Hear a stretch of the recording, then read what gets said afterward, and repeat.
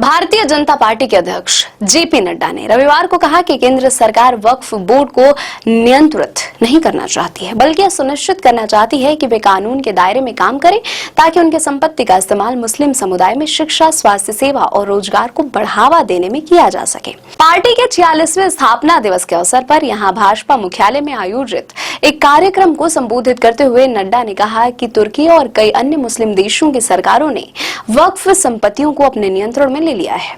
उन्होंने कहा, हम संचालन कर रहे लोगों से बस यह कह रहे हैं कि आप नियमों के अनुसार काम करें। नड्डा ने कहा, हम वक्फ बोर्ड पर नियंत्रण नहीं चाहते हैं। हमारा लक्ष्य केवल यह सुनिश्चित करना है कि इसका प्रबंधन करने वाले लोग कानून के दायरे में काम करें और स्थापित नियमों का पालन करें। वक्फ बोर्ड की संपत्ति और धन मुस्लिम समुदाय के लिए शिक्षा को बढ़ावा देने, स्वास्थ्य सेवा और रोजगार के अवसर प्रदान करने के लिए समर्पित होंगे। नेताओं और कार्यकर्ताओं को संबोधित करने से पहले भाजपा प्रमुख ने मुख्यालय में पार्टी का झंडा लहराया।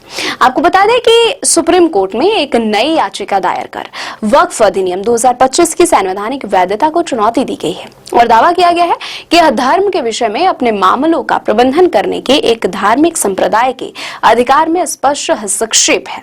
राष्ट्रपति द्रौपदी मुर्मू ने शनिवार को वक्फ विधेयक 2025 को अपनी मंजूरी दे दी, जिसे पहले संसद के दोनों सदनों में गर्मा गर्म बहस के बाद पारित किया गया था।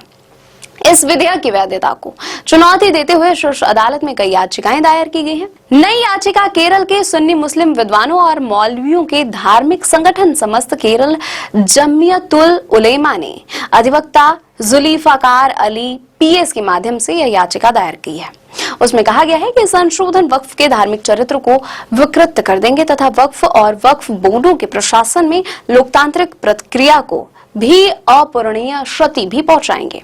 याचिका में कहा गया है कि अतः हमारी दलील है कि 2025 का अधिनियम धर्म के विषय पर अपने मामलों का प्रबंधन करने के धार्मिक संप्रदाय के अधिकारों में एक स्पष्ट हस्तक्षेप है। इस अधिकार को भारत के संविधान के अनुच्छेद 26 के तहत संरक्षण प्राप्त है।